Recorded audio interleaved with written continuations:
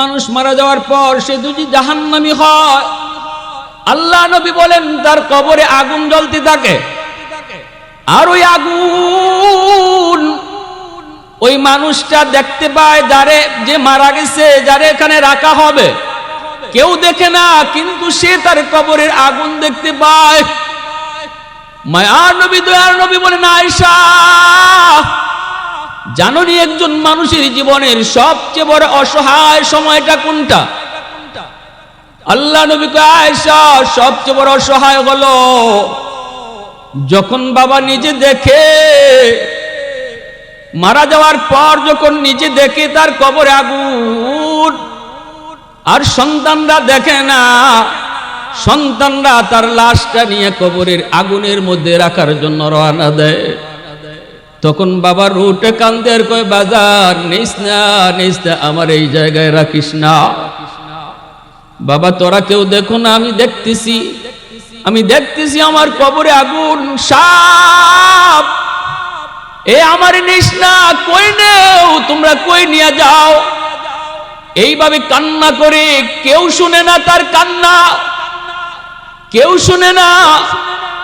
আল্লাহ নবী কয়, এই সময়টাই হলো মানুষের জীবনের সবচেয়ে বড় অসহায় সময়। কেউ শুনলো না, কিন্তু কেউ তার কথা বুঝলো না, কেউ তার কথা শুনলো না, তারে জোর করেই সেখানে রেখে দিল।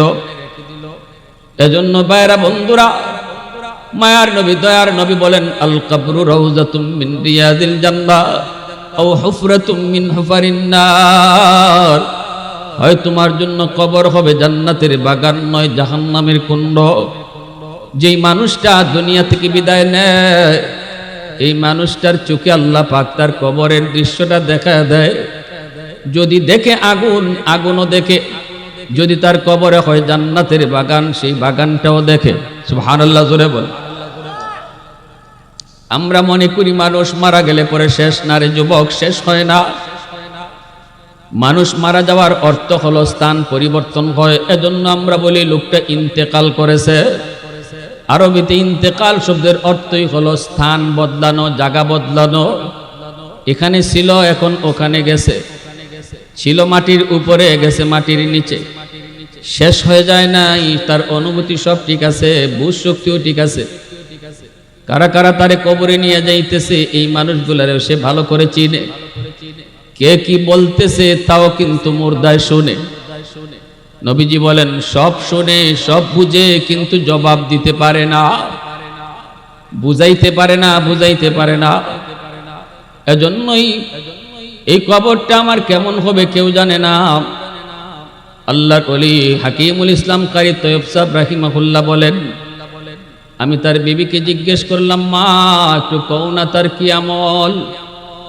তখন মহিলা পর্দার ভিতর থেকে বলতেছে, হুজুর তেমন কোনো নেক আমল মনে পড়ে না, তবে যদ্দূর মনে পড়ে আমার স্বামী কখনো নামাজ তরক করতেন না, ওয়াক্ত মতো নামাজ পড়ে নিতেন, আর কখনো মিথ্যা কথা বলতেন না, হারাম কাজ করতেন না।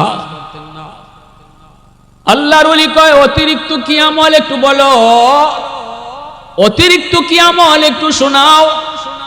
বিবি বলতেছে, অতিরিক্ত আমল যদ্দূর মনে পড়ে, আমার স্বামী প্রতিদিন ফজরের নামাজ পড়ার পর ওই যে তাকের উপরে দেখেন আল্লাহর কালাম, এই কোরআন শরীফ খানা বের করে কোরআন শরীফের পাতা উল্টাইতেন। পড়তে পারতেন না, পড়া জানতেন না, কিন্তু পাতা উল্টায়া উল্টায়া আঙ্গুল বুলায়া বুলায়া কইতেন, আল্লাহ তুমি এই লাইনে যা কইছো আমি সব বিশ্বাস করলাম।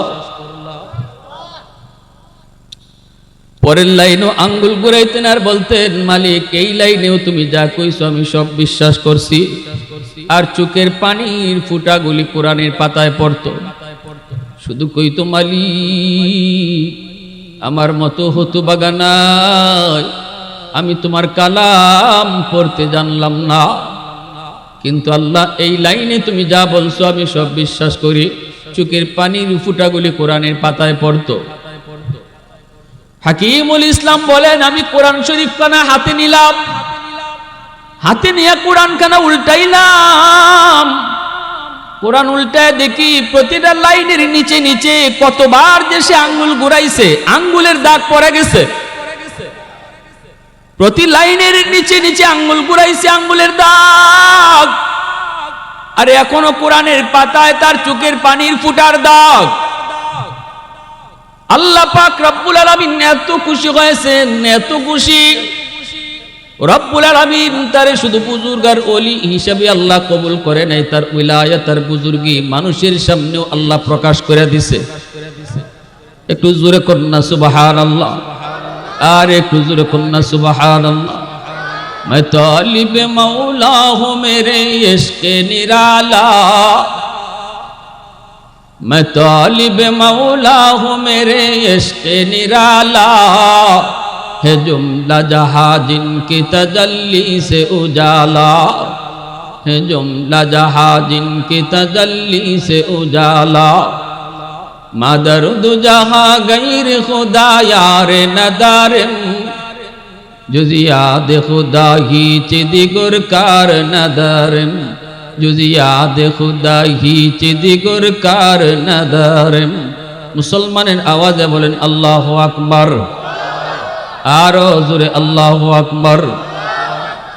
ভাইরা বন্ধুরা, তখনই হাকিমুল উম্মত বলেন আমার বুঝ হয়ে গেছে এই আল্লাহর কালামের প্রতি তার যে মহব্বত, তার যে ভালোবাসা, এই ভালোবাসা মহব্বতের কারণে আল্লাহ তারে এত দামি বানায় দিছে।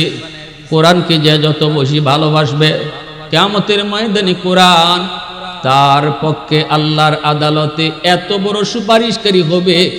নবী বলেন কোন নবীও এত বড় সুপারিশকারী হবে না, কোরআন যার পক্ষে সুপারিশ করবে।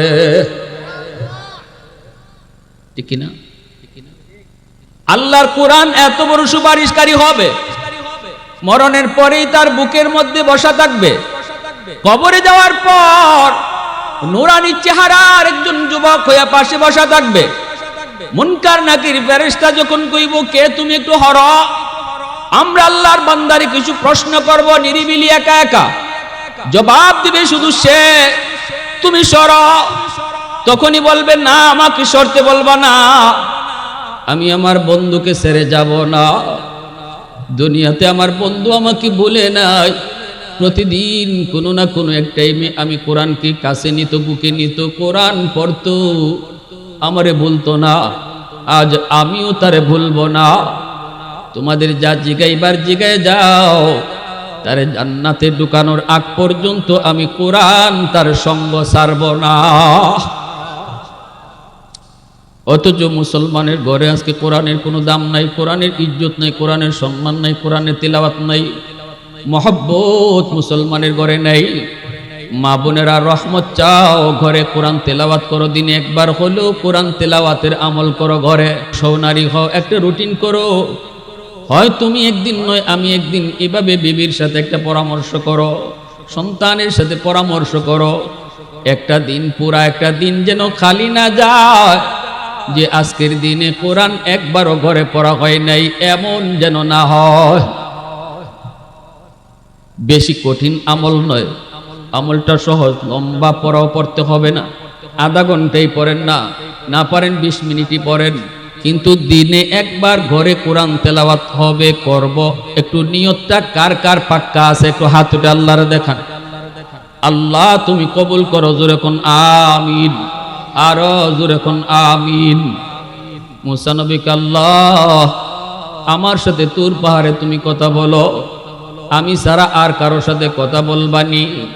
তুকাল্লিমু মাই হাল তুকাল্লিমু আহাদান গাইরি। আল্লাহ কয় মুসা তোমার সাথে যে কথা বলি, তোমার মাঝে আমার মাঝে একটা পর্দা আছে, কিন্তু এমন একটা উম্মত ভবিষ্যতে আসতেছে যেই উম্মতের সাথে আমি আল্লাহ কথা বলবো, কিন্তু মাঝখানে কোনো পর্দা থাকবে না।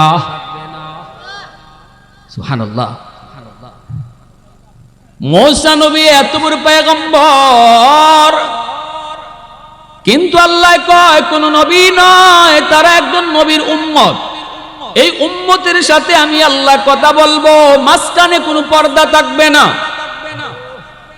মুসা নবী কয় মালিক এরা কারা?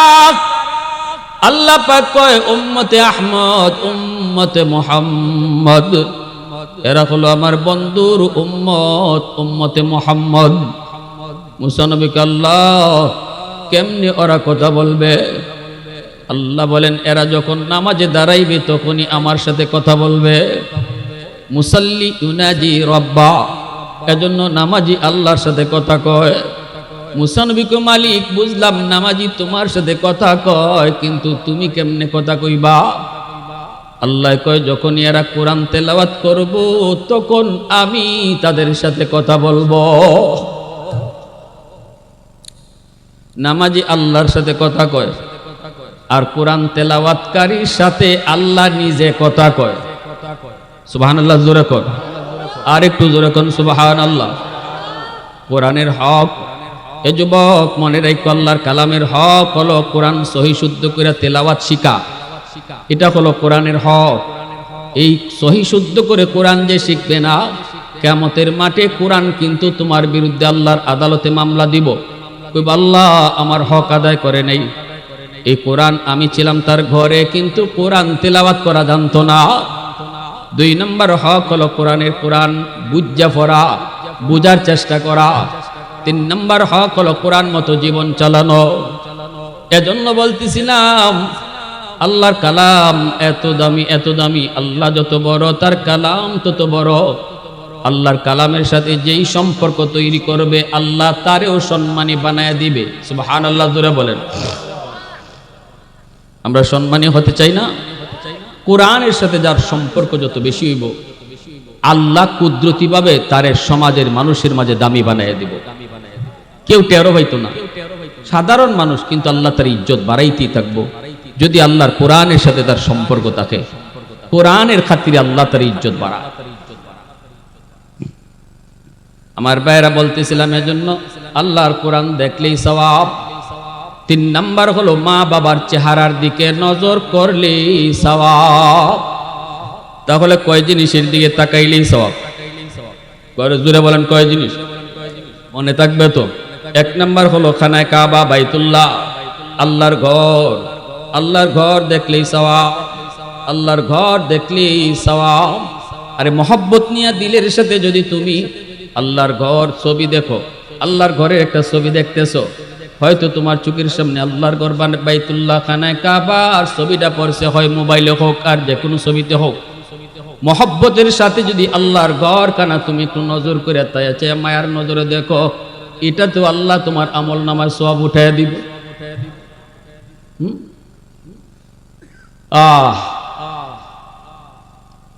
আর 3 নাম্বার হলো মা বাবার চেহারা। মা মিন ওয়ালাদিন বারিন ইয়ানজুরু ইলা ওয়ালিদাইহি নাযরা রাহমাতিন ইল্লা কাতাবাল্লাহু লাহু বিকুল্লি নাযরাতিন হাজ্জাতাম মাবরুরা। নবীজি বলেন যেই সন্তান বাপ মার চেহারার দিকে যতবার চায় ততবার কবুল হজ লেখা হয়। এজন্যই হাকিমুল উম্মত মুজাদ্দিদ মিল্লাত আশরাফ আলী থানভী রাহমাতুল্লাহি আলাইহি তার কিতাবের ভিতরে লিখছেন, যেই সন্তান মা ভক্ত হয়, যেই সন্তানের প্রতি বাপ মার দোয়া থাকে, এই সন্তান গরিব হলেও আল্লাহ তাকে হজ করার তৌফিক দেয়। অনেক ধনীও হজ করতে পারবে না যদি আল্লাহ কবুল না করে। অনেক গরিবও হজ করে লায়, তৌফিক নাই, তবু আল্লাহ তৌফিক দিয়া দেয়। কেমনে করছে? এটা আল্লাহ কবুল করতে হয়, ঠিক কিনা? আল্লাহর ঘরে কারা যাইব এটা আল্লাহ কবুল করব। এজন্য আমার ভাইরা বন্ধুরা বলতেছিলাম, যুবক মনে রাখো তোমার আমার জিন্দেগির মধ্যে আল্লাহ পাক কিছু লাইট লাগাইয়া দিছে, কিন্তু লাইট আল্লাহ জ্বালায় দেয় নাই। তোমার আমার জিন্দেগির ভিতরে আল্লাহ লাইট লাগাইয়া দিছে। হয় তুমি এখন লেখাপড়া করো, নয়তো তুমি এখন কোনো ব্যবসা করো, নয় তুমি কোনো চাকরি করো, নয় তুমি কোনো একজন কৃষক জমি জমা করো। দুনিয়ার লাইনে তুমি আগাইতেছ, বউ বাচ্চা নিয়ে সংসার নিয়ে শান্তিতে সুখেতে থাকতে চাও, চেষ্টা করতেছ। মনে রাখবা তোমার জিন্দেগির সফলতার জন্য আল্লাহ পাক কিছু লাইট লাগাইয়া দিছে, কিন্তু এই লাইটগুলা আল্লাহ জ্বালায়া দেয় নাই। লাইটগুলি আল্লাহ জ্বালায়া দেয় নাই। আল্লাহ কইছে তুমি লাইট জ্বালাও, লাইন ওকে করো, লাইন ওকে করো। এই যে লাইট, এই লাইট জ্বলবে না যদি পাওয়ার হাউস কারেন্টের থেকে লাইন অকে করা না হয়, পাওয়ার হাউস থেকে যদি লাইন অকে করা হয় তাহলে লাইট জ্বলবে, লাগাইলেই কিন্তু লাইট জ্বলে না। জোরে কোন, লাগাইলেই কি লাইট জ্বলে নাকি কারেন্ট থেকে জয়েন দিতে হয়? ঠিক তেমনি আমার আপনার জীবন। এ যুবক, তোমার আমার জীবনে আল্লাহ এমন কিছু লাইট লাগায় দিছে, জ্বালায় দেয় নাই, জ্বালায় দেয় নাই। আল্লাহ বলছে মা বাবা হলো তোমার জীবনের পাওয়ার হাউস, ওখান থেকে লাইন অকে করো, আমি আল্লাহ জিন্দেগির লাইট জ্বালায় দিব। ওখান থেকে লাইট অকে করো, জিন্দেগির লাইট আমি জ্বালায় দিব। ব্যবসা বাণিজ্যে সফলতা চাও, লেখাপড়ায় তুমি বরকত চাও, চাকুরিতে তুমি প্রমোশন চাও, বিদেশে যাওয়ার জন্য বহু চেষ্টা করো, জমি জমা করো, ফসলে বরকত চাও, দুনিয়ার লাইনে তুমি সফলতা চাও। এই সফলতার লাইট যদি জ্বালাইতে হয় মা বাবা থেকে লাইন অকে করা লাগবে। এই লাইন যদি কাটা থাকে যত চেষ্টাই তুমি করো লাইট কিন্তু জ্বলবে না। এই লাইন যদি তুমি কাটো কখনো লাইট জ্বলবে না, লাইট লাগানোই থাকবে, জ্বলবে না, জ্বলবে না।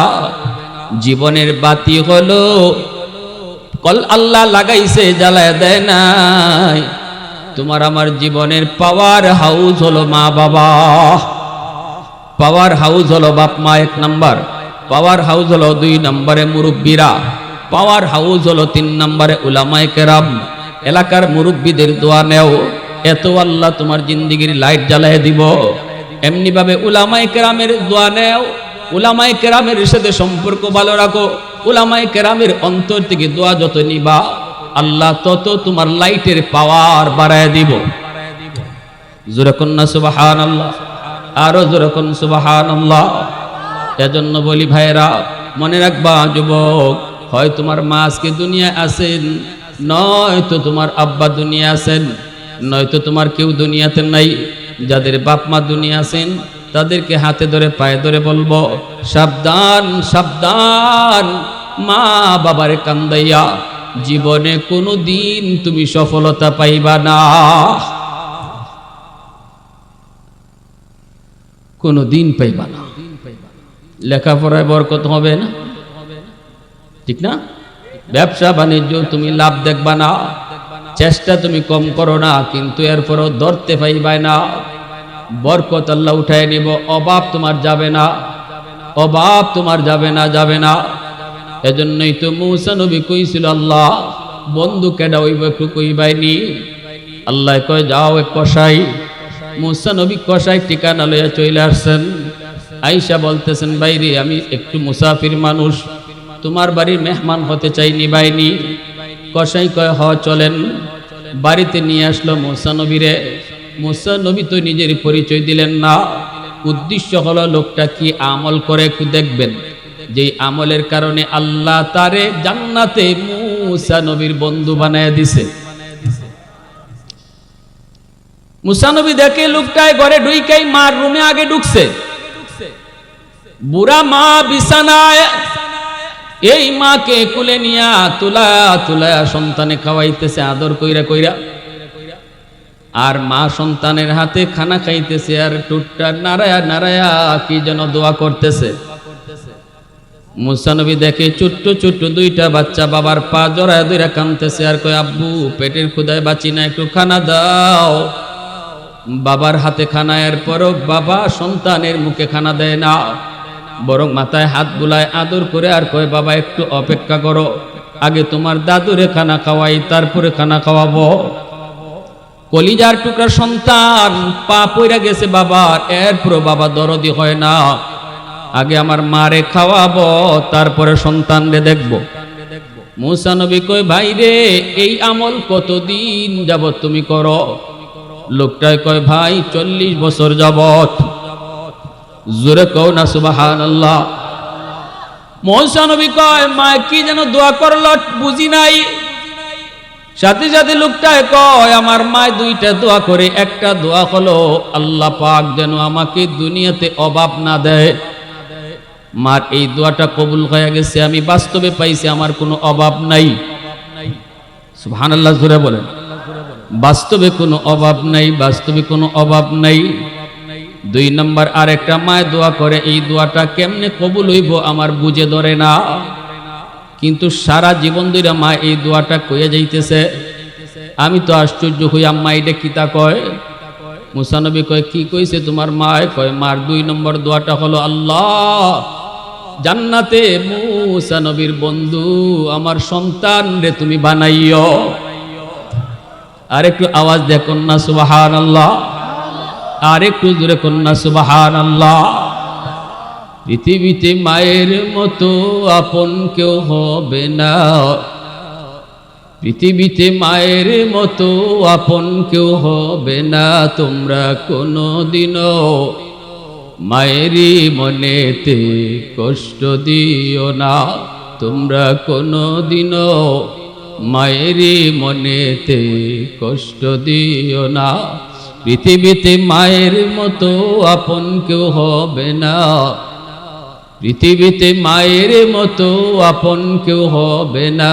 তোমরা কোনোদিনও মায়েরই মনেতে কষ্ট দিও না। কত পাপী এমন আছে মাকে কষ্ট দেয়, মায়ের মনে কষ্ট দিয়ে অভিশাপ নেয়।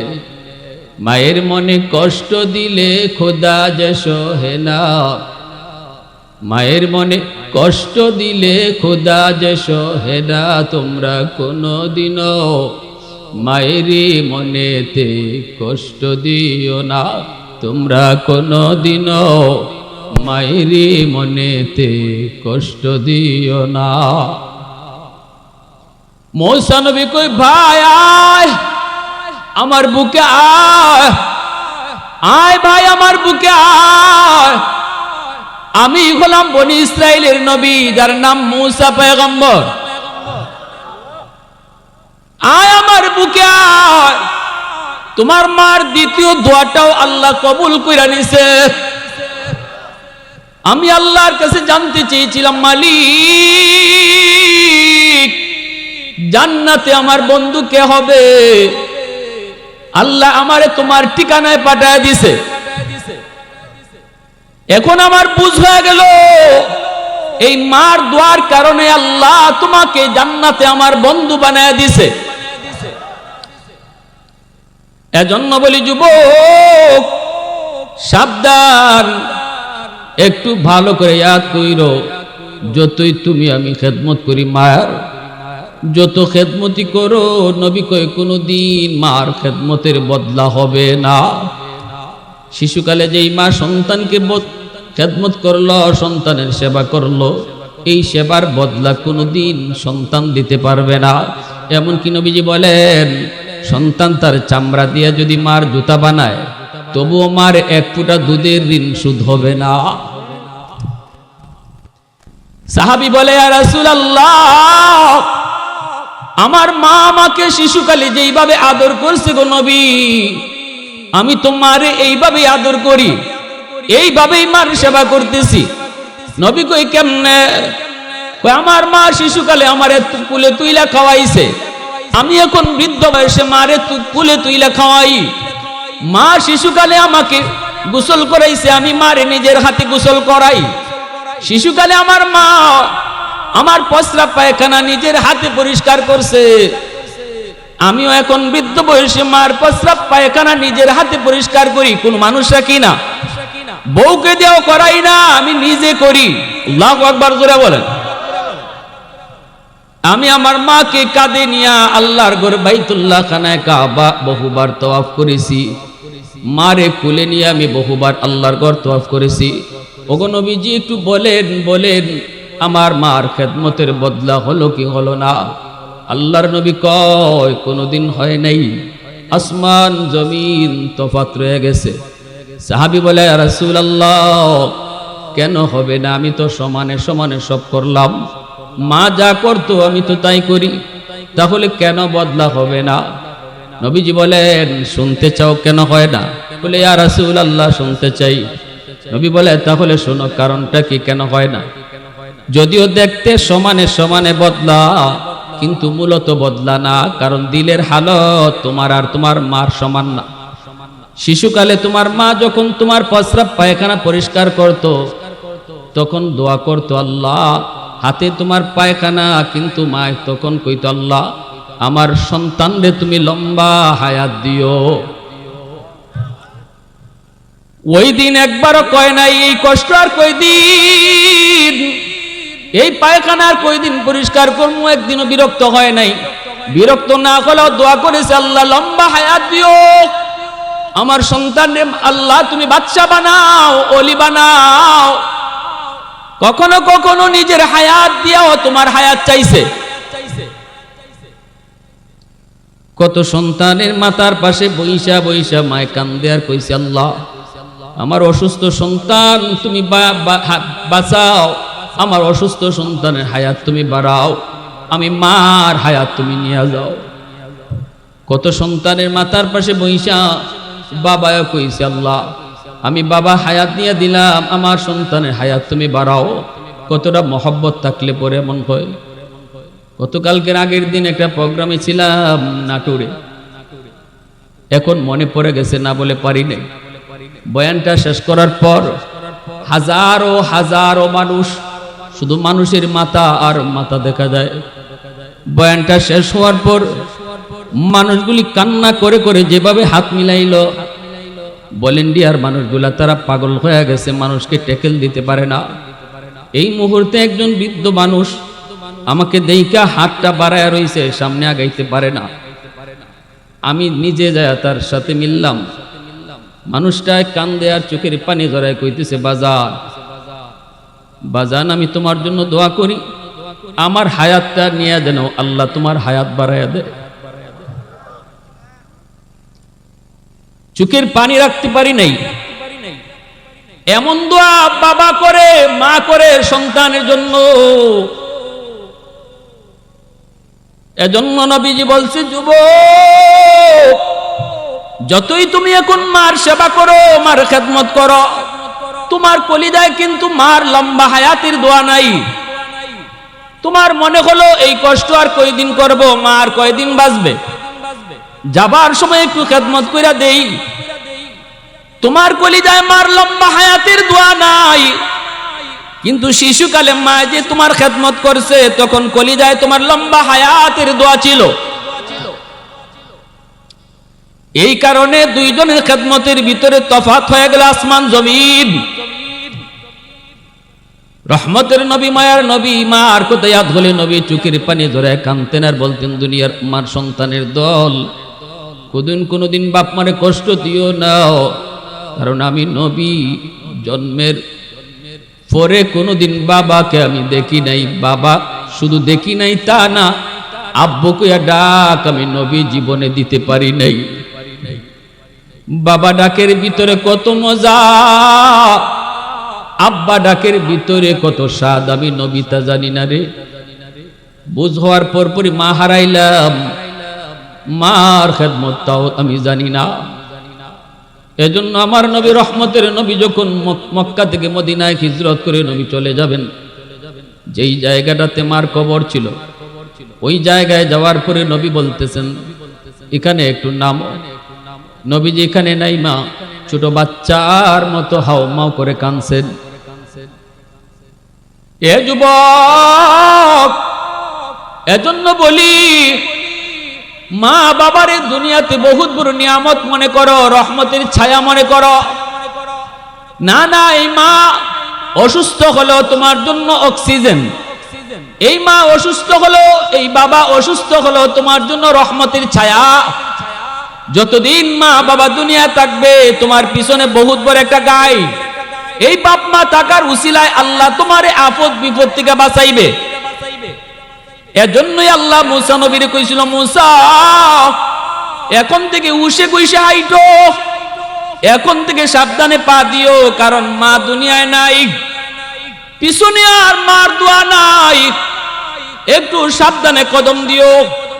আল্লাহ কত বড় নিউজটা দিছে তার নবীরে, আল্লাহু আকবার জোরে বলে। এজন্য কদর করো, কদর করো। মারে বাবারে যতদিন পাও ততদিন কদর করো, সাবধান কলিজায় ব্যথা দিয়ে কথা কইও না। আল্লাহ পাক এজন্যই কইছে ইম্মা ইয়াবলুগান্না ইনদাকাল কিবারা আহাদুহুমা আও কিলাহুমা ফালা তাকুল লাহুমা উফিন ওয়ালা তানহারহুমা ওয়া কুল লাহুমা কাওলান কারীমা। এজন্য আল্লাহ পাক কইছে যখন বাপ মা বৃদ্ধ হয় তখন মা বাবার দিকে আলাদা নজর রাখো, কারণ বাবা চোখে কম দেখে।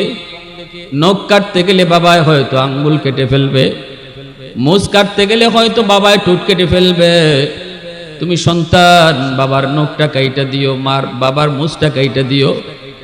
এরে যুবক, যতবার মুছ কাটতে গিয়া বাবার চেহারার দিকে নজর পড়লো, আমার নবী রহমতের নবী কয় ততবারই কবুল হজ তোমারে দেওয়া হলো। নখটা কাইটা দিতেছো, নখ কাটতে গিয়া বাবার চেহারার দিকে নজর তোমার পড়বেই পড়বে, ততবার আল্লাহ তোমার আমল নামায় কবুল হজ উঠে দিবে।